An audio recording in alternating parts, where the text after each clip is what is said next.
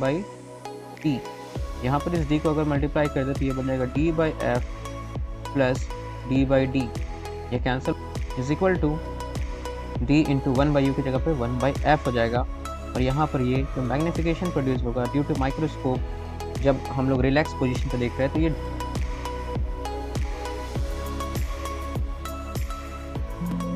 तो hello everyone, आज की इस वीडियो में हम लोग बात करने वाले हैं माइक्रोस्कोप्स के बारे में। तो आखिर ये माइक्रोस्कोप्स होता क्या है? तो माइक्रोस्कोप को समझने से पहले हम लोग को समझना होगा विजुअल एंगल और एंगुलर मैग्नीफिकेशन के बारे में।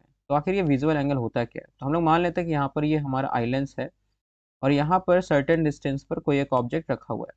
जब हम इस ऑब्जेक्ट को देखते हैं तो ये क्या करते हैं, ये ऑब्जेक्ट हमारे आंखों पर एक सर्टेन एंगल बनाते हैं।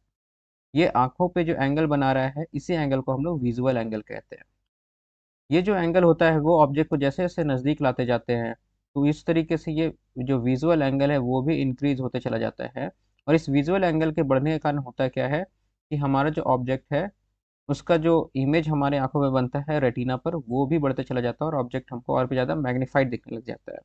इसका मतलब जो मैग्नीफिकेशन है किसी भी ऑब्जेक्ट का कि कितना बड़ा दिखने वाला है वो उसके एंगल पर डिपेंड करता है। ठीक है। अब हम लोग यहाँ पे क्या देखते हैं कि अगर किसी भी ऑब्जेक्ट को हम लोगों को मैग्नीफाई करना है, बड़ा देखना है, तो हम लोग क्या करेंगे, उसको आंखों के नज़दीक लेके आएंगे ताकि उसके द्वारा जो विजुअल एंगल फॉर्म हो रहा है वो बढ़ सके। लेकिन इसका एक लिमिटेशन है। लिमिटेशन ये है कि अगर हम एक सर्टेन डिस्टेंस के नज़दीक अपने आई को अगर लेके इस ऑब्जेक्ट को अपने आंखों के नज़दीक लेके आते हैं तो होता क्या है ना कि उसका इमेज होता है वो हमारे रेटिना पे फोकस होके बन नहीं पाता है। ठीक है। और इस कंडीशन में क्या होता है हमारा कि हम लोगों को उसका क्लियर इमेज जो है वो फॉर्म नहीं हो पाता, हम लोग क्लियरली उसको देख नहीं पाते हैं। जो मिनिमम डिस्टेंस है इसको हम लोग list distance of distinct vision कहते हैं और ये 25 सेंटीमीटर होता है फॉर अ नॉर्मल ह्यूमन आई। तो अब इस कारण क्या कर सकते हैं कि हम लोग क्या करने वाले थे कि एंगल को बढ़ाते चले जाते हैं ऑब्जेक्ट को नज़दीक ला करके, और उस एंगल के बढ़ने के कारण होता क्या कि वो मैग्नीफाई होकर दिखता है। बट ये लिमिटेशन के कारण अब हम लोग ऑब्जेक्ट को नज़दीक लाएंगे तो उसका क्लियर इमेज हमारे आंखों पे बन नहीं पाएगा, रेटिना पे बन नहीं पाएगा और हम लोग उसकी इमेज को क्लियरली देख नहीं पाएंगे। तो इस कंडीशन में हम लोग यूज़ करते हैं सिंपल माइक्रोस्कोप। ये सिंपल माइक्रोस्कोप आखिर होता क्या है? तो सिंपल माइक्रोस्कोप कुछ नहीं बट कन्वेक्स लेंस ही है। ये कन्वेक्स लेंस के अंदर हम लोगों ने बहुत सारा केसेस पढ़ा था। कन्वेक्स लेंस के अंदर में हम लोगों ने केस पढ़ा था कि जब ऑब्जेक्ट को इन्फिनिटी पे रखते हैं तो कैसा इमेज बनता है, 2f1 के बियॉन्ड रखते थे तो कैसा बनता था, 2f1 पर रखते थे तो कैसा बनता है, 2f1 और f1 के बीच रखते थे तो क्या बनता था, f1 पर कैसा बनता था और f1 और o के बीच कैसा बनता था। तो हम लोगों ने देखा था कि जब f1 पर रखते थे हम लोग ऑब्जेक्ट को तो उसका इमेज एट इन्फिनिटी बनता था। ठीक है। जब हम लोग f1 और o के बीच रखते थे तो इसका इमेज वर्चुअल बनता था और साथ ही साथ इरेक्ट बनता था हमारा। ठीक है। तो हम लोग और मैग्नीफाइड भी बनता था। तो इस कंडीशन को हम लोग यूज़ करेंगे यहाँ पर सिंपल माइक्रोस्कोप के तौर पर। तो देखते हैं कि यहाँ पर आखिर ये काम कैसे करेगा। तो फॉर एग्जांपल यहाँ पर हमारे पास में ये लेंस अब बीच में आ गया है। ये लेंस जो होगा इसका फोकस जो होगा वो काफ़ी छोटा होने वाला है।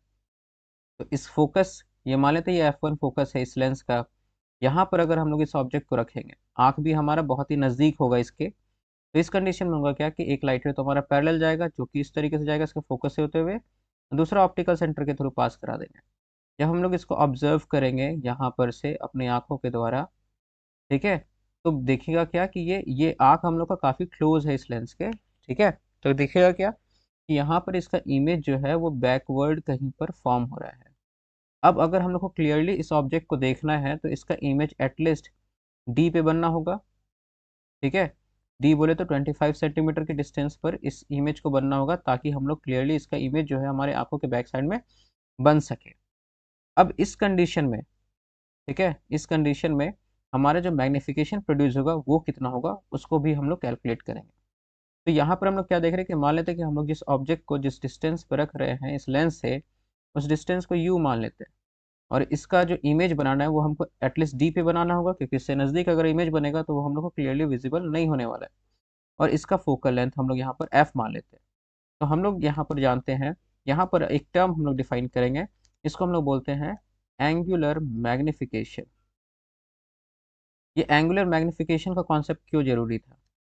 क्योंकि हम लोगों ने देखा था कि कोई भी ऑब्जेक्ट जो है वो उसके हाइट, उसका इमेज जो बनता है वो उसके हाइट पर नहीं डिपेंड करता है। सिर्फ, बल्कि वो कितना एंगल हमारी आंखों में बना पा रहा है उस पर डिपेंड कर रहा है। तो इसको, मैग्निफिकेशन को हम लोग एंगल्स के टर्म में रिप्रेजेंट करते हैं, इसी को हम लोग एंगुलर मैग्निफिकेशन कहते हैं। तो आखिर ये होता क्या है? जैसे मान लेते हैं कि अगर एक ऑब्जेक्ट था हमारा सर्टेन डिस्टेंस पर, और ये हमारी आंखों पर यहाँ पर ये सर्टेन एंगल बना रहा है, ठीक है। अब इसी ऑब्जेक्ट का अगर हम लोग इमेज फॉर्म करें और उसको भी सेम डिस्टेंस पर रख दें, मान लेते हैं ये इमेज उसका फॉर्म हो रहा है, तो इसका इमेज भी एक सर्टेन एंगल हमारी आंखों पे फॉर्म करेगा। मान लेते हैं जो ऑब्जेक्ट एंगल फॉर्म करे था वो अल्फा है, और जो इमेज के द्वारा एंगल हमारे आंखों पे बना था एट सेम डिस्टेंस अगर दोनों को रखे, ठीक है, तो वो बीटा बन रहा है। तो एंगुलर मैग्निफिकेशन डिफाइन होगा बीटा बाई अल्फा, मतलब कि जो हमारा एंगल जो फॉर्म हुआ है इमेज के द्वारा बाई जो एंगल फॉर्म हुआ है ऑब्जेक्ट के द्वारा, इन दोनों के रेशियो के बराबर होने वाला है हमारा एंगुलर मैग्निफिकेशन। तो इस वाले कंडीशन में भी अगर हम लोग देखें तो यहाँ पर जो एंगुलर मैग्निफिकेशन होगा वो क्या होगा, उसको थोड़ा सा हम लोग कैलकुलेट करते हैं। तो एंगुलर मैग्निफिकेशन क्या हो गया? तो ऑब्जेक्ट के द्वारा एंगल बन रहा है और एक बार जो इमेज के द्वारा एंगल बन रहा है एट द सेम डिस्टेंस, तो यहाँ पर ये हो गया बीटा बाई अल्फा। अब अगर हम लोग इमेज बना कितने डिस्टेंस पर रहे थे? एट डिस्टेंस डी पर। तो हम लोग देखें अगर बीटा के बारे में बात करें तो ये बीटा एंगल हो गया यहाँ पर, ये बीटा एंगल हो गया हमारा। तो यहाँ पर जो बीटा एंगल होगा उसको हम लोग कैसे रिप्रेजेंट कर सकते हैं? ये बीटा एंगल हो गया हमारा। यहाँ पर ये बीटा एंगल को अगर तो यहाँ पर बीटा बाई अल्फा के फॉर्म में हम लोग यहाँ पर देख रहे हैं एंगुलर मैग्निफिकेशन। हम लोग बीटा को टैन बीटा लिख सकते हैं और अल्फा को हम लोग टैन अल्फा के रूप में लिख सकते हैं, क्योंकि यहाँ पे बीटा और अल्फा जो है वो वेरी स्मॉल एंगल बनने वाला है। तो इस कंडीशन में टैन बीटा को अगर हम लोग डिफाइन करें तो यहाँ पर ऑब्जेक्ट जो इमेज जो है हमारा वो डी डिस्टेंस पे रखा हुआ है, तब हमारे आंखों पर जो एंगल बन रहा है यहाँ पर ये बीटा बन रहा है। तो अगर हम लोग इस छोटे वाले ट्राइंगल को ले तो यहाँ से बीटा टैन बीटा बराबर क्या हो जाएगा? ये टैन बीटा बराबर हम लोग क्या लिख सकते हैं यहाँ पर इस चीज़ को, एच बाई यू, जहाँ पर एच क्या हो गया? Height of object by you, ये डिस्टेंस हो गया हमारा। जबकि वहीं पर टैन अल्फा के बारे में अगर हम लोग बात करें तो टैन अल्फा को क्या लिख सकते हैं? तो टैन अल्फा क्या था हमारा कि सेम डिस्टेंस पर अगर हम लोग क्या करें, ऑब्जेक्ट को रखते हैं, सेम डिस्टेंस पर अगर हम लोग ऑब्जेक्ट को रख दें और उसके द्वारा जो एंगल बनेगा हमारी आंखों पे वो अल्फा होगा, क्योंकि इसका ये क्या हो जाएगा हमारा बाई में, तो हाइट ऑफ ऑब्जेक्ट मतलब एच बाई ये जो डिस्टेंस है, ये डिस्टेंस कितना हो जाएगा यहाँ पर? डी हो जाएगा। और इसको अगर हम लोग यहाँ पर सॉल्व करें तो ये क्या बन जाएगा? H by you into D by H, H H cancel हो जाएगा तो ये डी बाई यू बचेगा। तो ये था हमारा एंगुलर मैग्निफिकेशन के लिए डी बाई यू। अब हम लोग यू का वैल्यू निकाल लेते हैं यूजिंग लेंस फार्मूला। तो हम लोग यहाँ पर लेंस फार्मूला का इस्तेमाल करने वाले हैं। लेंस फार्मूला क्या होता है? 1/f is equal to 1/v minus 1/u। अब इस वाले कंडीशन में हम लोग देखें तो ऑब्जेक्ट को कहाँ रखे थे? u डिस्टेंस पर। तो u जो है वो माइनस यू हो जाएगा हमारा, अगर हम लोग यहाँ पे साइन पुटअप करेंगे तो u हमारा हो गया माइनस यू। और ऑब्जेक्ट बना कहाँ पर? इसका इमेज d पर। तो v जो हो जाएगा हमारा वो माइनस ऑफ d हो जाएगा, क्योंकि ये सेम साइड में इस तरफ बन रहा है। इसको अगर वैल्यूज को पुटअप करेंगे तो ये क्या बन जाएगा? 1/f is equal to 1 by minus of d minus 1 by minus of u. 1/f is equal to minus 1/d plus 1/u। यहाँ से अगर हम लोग 1/u का वैल्यू निकालें ये बन जाएगा 1/f प्लस 1/d। अब चूंकि हम लोगों ने मैग्निफिकेशन बराबर क्या लिखा था? d by you. हम लोग उसी चीज़ को अभी आगे बढ़ाते हैं। तो मैग्निफिकेशन हम लोगों ने लिखा था यहाँ पे d बाई यू। तो m इज इक्वल टू क्या हो गया हमारा? d by you. और यहाँ पर हम लोग इसको लिख सकते हैं d इंटू 1/u। और हम लोगों ने यहाँ पर u का जो वैल्यू निकाला था 1/u वो 1/f प्लस 1/d था। तो यहाँ पर हो जाएगा 1/u की जगह ले सकते हैं d into 1/f plus 1/d। यहाँ पर इस d को अगर मल्टीप्लाई कर दे तो ये बन जाएगा d by F plus d by D. ये कैंसिल हो जाएगा, यहाँ 1 बचेगा तो इसी को लिख सकते हैं 1 प्लस डी बाई एफ। ये हो गया मैग्निफिकेशन। जब हम लोग ऑब्जेक्ट को कहाँ रख रहे थे? F1 और O के बीच में रख रहे थे। जब F1 और O के बीच में रख रहे थे तो इसका इमेज हम लोग इस तरीके से बनाना चाह रहे थे ऑब्जेक्ट को रखे कि ये D पर इमेज बन जाए। तो इस कंडीशन में जो हमारा मैग्निफिकेशन प्रोड्यूस होगा वो 1 plus D by F produce होगा। लेकिन इस कंडीशन में प्रॉब्लम ये है, जब हम लोग यहाँ पर देखते हैं एट डी पर तो हमारी आंखों पे थोड़ा सा स्ट्रेन पड़ता है, थोड़ा सा देखने में दिक्कत होता है। तो हम लोग क्या चाहते हैं? थोड़ा रिलैक्स्ड हो, हम लोग थोड़ा रिलैक्स तरीके से देख पाए, तो हम लोग ऑब्जेक्ट को एट फोकस के लगभग में रखते हैं ताकि इसका इमेज एटलीस्ट इन्फिनिटी के लगभग बने, ताकि हम लोग ईजिली इस चीज़ को इमेज जो है वो इन्फिनिटी के लगभग बने, ताकि हम लोग ईजिली इस इमेज को देख सकें। तो उस वाले कंडीशन में हम लोग फिर से देखेंगे कि मैग्नीफिकेशन कितना होगा। तो यहाँ पर अब क्या कर रहे हैं हम लोग कंडीशन में, ऑब्जेक्ट को यहाँ F1, ये हमारा लेंस हो गया, यहाँ फोकस के पास में रख पर है, तो एक लाइट रे तो हमारा इस तरीके से चला गया, दूसरा हमारा ये पैरेलल चला जाएगा। जब इसको यहाँ से हम लोग ऑब्जर्व करेंगे अपनी आंखों से, तो इसका इमेज जो है वो कहीं इन्फिनिटी पे बनता हुआ दिख रहा होगा। तो इस वाले कंडीशन में चूंकि मैग्नीफिकेशन बराबर क्या था, D/U। अब इस वाले कंडीशन में हम लोग ऑब्जर्व करें तो ऑब्जेक्ट को हम लोग रख दे अगर यू, अगर हमारा यहाँ पे फिर से हम लोग मिरर फॉर्म लेंस फार्मूला इस्तेमाल करने वाले हैं। यहाँ से यू का वैल्यू फाइंड आउट करेंगे और फिर इसमें पुटअप करेंगे, और वहाँ से मैग्नीफिकेशन के लिए फार्मूला जो है वो हम लोग देखेंगे। तो 1/f इज इक्वल टू क्या होता है, 1/v माइनस 1/u। इस वाले कंडीशन में फिर से u जो है हमारा वो नेगेटिव साइड ही है, और माइनस यू इसको मान लेते हैं, और v जो हमारा है वो इन्फिनिटी हो जाएगा। तो 1/f is equal to infinity minus minus of you, ये माइनस माइनस कट जाएगा, और यहाँ पर 1/f 1/इन्फिनिटी 0 हो जाएगा, तो इज इक्वल टू यहाँ ये बन जाएगा 1/u। तो यहाँ पर अगर हम लोग m बराबर देखें तो m बराबर क्या जाएगा, D/u is equal to D into 1/u is equal to D into 1/u की जगह पे 1/f हो जाएगा। और यहाँ पर ये जो मैग्नीफिकेशन प्रोड्यूस होगा ड्यू टू माइक्रोस्कोप, जब हम लोग रिलैक्स पोजीशन पे देख रहे हैं तो ये D/f होगा। हम लोग यहाँ नोटिस क्या करें कि ये मैग्नीफिकेशन D/f है, जबकि उस वाले कंडीशन में जब हम लोग लेस डिस्टेंस और डिस्टिंक्ट विजन में रखे थे तो 1+D/f हो रहा था। तो हम लोग देख रहे हैं कि जब रिलैक्स पोजीशन में हम लोग देखते हैं, ठीक है, नॉर्मल एडजस्टमेंट जिसको कहा जाता है, तो उस कंडीशन में मैग्नीफिकेशन तो थोड़ा कम प्रोड्यूस होता है, बट ये हमारे आंखों पर कम स्ट्रेन डालता है, इसीलिए ये ज़्यादा प्रेफरेबल होगा। वहीं पर यहाँ मैग्नीफिकेशन तो ज़्यादा प्रोड्यूस हो रहा है, बट यहाँ पर हमारे आंखों पे थोड़ा ज़्यादा स्ट्रेन जो है वो पड़ रहा है। तो आई होप कि ये सारा पार्ट क्लियर हो गया होगा। अब यहाँ पर भी एक प्रॉब्लम अराइज ये होता है कि जो सिंपल माइक्रोस्कोप था ना, आ, यहाँ पर ये जो सिंपल माइक्रोस्कोप हम लोग देख रहे थे, तो उस सिंपल माइक्रोस्कोप के साथ में प्रॉब्लम ये होता है कि ये एक लिमिटेड अमाउंट तक ही हमारा इमेज को मैग्नीफाई कर सकता है। ठीक है, मतलब ये हमारे एक इमेज को ना 9 टाइम्स के लगभग ही मैग्नीफाई कर सकता है। तो इस कंडीशन में हम लोग क्या करते हैं कि एक दूसरे काइंड ऑफ माइक्रोस्कोप का इस्तेमाल करते हैं, जिसको हम लोग बोलते हैं कंपाउंड माइक्रोस्कोप। ये कंपाउंड माइक्रोस्कोप क्या करता है, तो ये क्या करता है कि यहाँ पर हम लोग दो कॉन्सिक्यूटिव लेंसेज को यूज़ करते हैं। सिंपल टर्म्स में अगर हम लोग बात करें, दो लेंसेज का यूज़ करते हैं जिसका कि फोकल लेंथ बहुत ही कम होता है, और इन दोनों लेंसेज का यूज़ करके एक लेंस क्या करता है जिसको हम लोग बोलते हैं ऑब्जेक्टिव लेंस। इसका अपर्चर काफ़ी छोटा होता है। ये ऑब्जेक्टिव लेंस हम लोग ऑब्जेक्ट जिसको कि ऑब्जर्व करने वाले हैं उसके नज़दीक रखते हैं, और दूसरा एक लेंस होता है जिसको हम लोग बोलते हैं आई पीस, जहाँ से कि हम लोग देखने वाले हैं।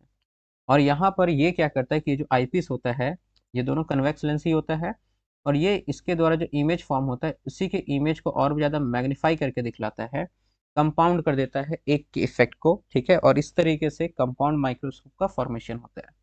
तो सबसे पहले हम लोग कंपाउंड माइक्रोस्कोप को समझने से पहले एक रे डायग्राम ड्रॉ करेंगे, कंप्लीट एक बेसिक सा स्ट्रक्चर देखेंगे कि आखिर ये किस तरीके से फॉर्म होता है। तो ये रहा हमारा सबसे पहले ऑब्जेक्टिव लेंस, यहाँ पर ये रहा हमारा आई पीस। ऑब्जेक्ट अगर यहाँ पर फॉर्म करेंगे, इसका कुछ फोकस होगा हमारा। ठीक है, अब यहाँ पर ऑब्जेक्ट अगर हम लोग रखे हुए हैं, ये एच है हमारा, तो जो ऑब्जेक्ट का डिस्टेंस होगा इसको हम लोग यू से रिप्रेजेंट कर देते हैं। ठीक है, अब इसका जो फोकस होगा हमारा, इसको हम लोग डिनोट कर दे रहे हैं यहाँ पर F0 से। ये फोकस हो गया इसका F0। फिर यहाँ पर इसके बाद में हमारा क्या हो रहा है कि इसका फोकस भी समथिंग होगा, ये हम लोग मान लेते हैं ये F0 का मतलब फोकस ऑफ ऑब्जेक्टिव लेंस। यहाँ पर इसका जो होगा इसको Fe से डिनोट कर दे रहे हैं हम लोग। जब लाइट रे यहाँ से आएगा तो ये फोकस ऐसा करते हुए जाएगा, और एक लाइट रे हमारे यहाँ से जाएगा ये, और ये दोनों आपस में मीट करेगा लगभग फोकस के पास में। यहाँ पर ये जो H है इसका एक इमेज बनेगा H डैश का। फिर यहाँ से लाइट रेज हम लोग एज्यूम करेंगे कि इस तरीके से जा रहा है। ठीक है, और यहाँ पर से जब ऑब्जर्व किया जाएगा इसको, तो इसका जो इमेज है वो बिहाइंड कहीं पर हमको बनता हुआ दिखेगा हमारी आंखों को, जहाँ पर कि ये फाइनल मैग्नीफाई होकर के इसका इमेज दिखेगा H डबल डैश जिसको हम कहते हैं। ठीक है, और ये जो डिस्टेंस हमारा मान लेते हैं जहाँ पर कि इमेज बना है, ये फाइनल लेंस है, ये D है। क्योंकि आंख और ये लेंस काफ़ी नज़दीक होता है तो इसको हम लोग D एज्यूम करके रख रहे होते हैं। अब हम लोग यहाँ पर क्या देखने वाले हैं कि इस वाले कंडीशन में भी हम लोग कैलकुलेट करेंगे कि मैग्नीफिकेशन आखिर क्या होता है। तो आई होप कि ये सब कुछ जो रे डायग्राम था वो कंप्लीट क्लियरली समझ में आ गया होगा। अब हम लोग अगर आगे बात करें तो यहाँ पर आ, हम लोग क्या देखते हैं कि मैग्नीफिकेशन कितना प्रोड्यूस हो रहा है। तो सबसे पहले हम लोग देखेंगे कि हमारा जो ऑब्जेक्ट है, ये डिस्टेंस डी पे हमारा इमेज का फॉर्मेशन हो रहा है। यहाँ पर अगर हम लोग ऑब्जेक्ट को रखते तो हमारा एंगल क्या फॉर्म होता हमारे आंखों पे, क्योंकि मैग्नीफिकेशन क्या था, अल्फा बीटा बाई अल्फा। और बीटा बाई अल्फा मतलब क्या, tan beta by tan alpha. Tan beta क्या बनेगा, तो ऑब्जेक्ट अगर हम लोग टैन बीटा क्या होता था कि जितना दूर पर हमारा इमेज बना उतना ही दूर अगर ऑब्जेक्ट रखे तो फिर वो जो एंगल बनाता था उसी को हम लोग ना टैन अल्फा से डिफाइन करते थे। और टैन बीटा उसी डिस्टेंस पर हमारा जो ऑब्जेक्ट के द्वारा एंगल बन रहा है। तो टैन बीटा हमारा ऑब्जेक्ट के द्वारा जो एंगल बन रहा है वो ये लगभग बन रहा है, ये वाला पार्ट बन रहा है। ठीक है, तो अगर हम लोग इसको यहाँ पर देखें तो ये क्या बन जाएगा हमारा, टैन बीटा को लिख सकते हैं एच डैश बाई यहाँ पर जो ऑब्जेक्ट का डिस्टेंस है, ये ऑब्जेक्ट का डिस्टेंस हमारा जो है इमेज, ये लगभग। तो हम लोग यहाँ पर हम लोग देख पा रहे थे कि यहाँ पर हमारा बीटा बाय अल्फा था, जहाँ पर कि हम लोग tan beta by tan alpha के रूप में लिख सकते थे। यहाँ पर बीटा जो होता था वो एंगल हमारा फॉर्म किया जाता था ऑब्जेक्ट का। तो ऑब्जेक्ट का जो एंगल हमारा फॉर्म किया जा रहा है वो यहाँ पर ये बीटा एंगल यहाँ पे फॉर्म किया जा रहा है। और ये यहाँ पर टेन बीटा को हम लोग क्या लिख सकते हैं, तो यहाँ पर height of this h dash by ये जितने डिस्टेंस से बन रहा है यू ई लिख देते हैं इसको हम लोग at a distance, distance of image. या फिर ये जो यहाँ पर जो इमेज बना था वो इस ऑब्जेक्ट, इस लेंस के लिए ऑब्जेक्ट की तरह काम कर रहा है। तो distance of object from eyepiece, तो इसको अगर हम लोग डिफाइन करेंगे तो एच डैश बाई यू ई हो जाएगा। बाई में अगर हम लोग टैन अल्फा को लिखना चाहे तो टैन अल्फा को हम लोग क्या लिख सकते हैं, टैन अल्फा अगर इसी डिस्टेंस पे हम लोग एच को रख देते तो एच हो जाता और यहाँ पर ये डी हो जाता। तो इसको अगर लिख दे तो ये एच बाई डी हो जाता। इसी को अगर हम लोग ऊपर थोड़ा सा लिखे तो H dash by you E into D by U, sorry H, ये H dash by H into D by you ई हो गया। ये एच डैश बाई एच क्या हो गया, तो ये हो गया हमारा magnification due to this, h dash by h क्या हो गया, magnification due to this lens. ठीक है, यहाँ पर तो ये हो गया magnification due to objective lens into D by you e क्या हो गया, magnification due to eyepiece. तो टोटल मैग्निफिकेशन क्या होगा, इन दोनों के द्वारा जो प्रोड्यूस मैग्निफिकेशन है उन दोनों के प्रोडक्ट के बराबर होने वाला है। और यहाँ पर भी हम लोग दो डिफरेंट केसेस देखने वाले हैं। अच्छा, एच डैश बाई एच हम लोग जानते हैं मैग्निफिकेशन के द्वारा ये कितना होता है, वी बाई यू होता है फॉर लेंसेज। तो यहाँ पर ये v बाई यू के बराबर हो जाएगा, जहाँ पर ये ऑब्जेक्टिव वाले के बारे में बात हो रहा है।